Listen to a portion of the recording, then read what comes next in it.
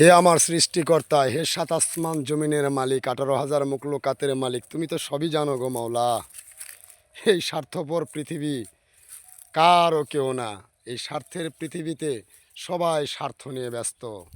নিজের ভাই নিজের ভাইকে চেনে না, নিজের বোন নিজের ভাইকে চেনে না, নিজের বাবা জন্মদাতা বাবা ছেলেকে চেনে না, ছেলে বাবাকে চেনে না।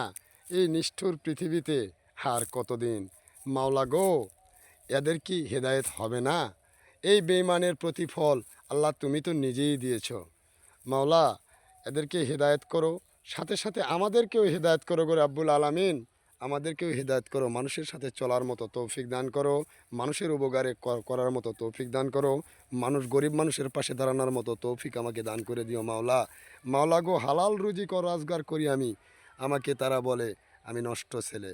মাওলা তুমি তো দেখেছো আমি কি করে খাই, মাওলা তুমি তো দেখো আমার এই পায়ে মাথার ঘাম পায়ে ফেলে পরিশ্রম করে আমি রোজগার করে খাই মাওলা।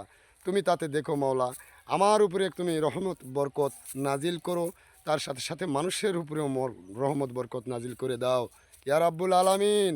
তুমি তো সবই জানো, তুমি তো সাত আসমানের মালিক, 18,000 মুখলুকাতের মালিক, তুমি তো সবই জানো কে কী করে খাইতেছে গো মাওলা। সবই দেখো, সবই শোনো। এই রক্ত পানি করা ঘাম, মাথার ঘাম পায়ে পড়তেছে গো রাব্বুল আলামিন, এই পরিশ্রমের দাম তুমি দিও।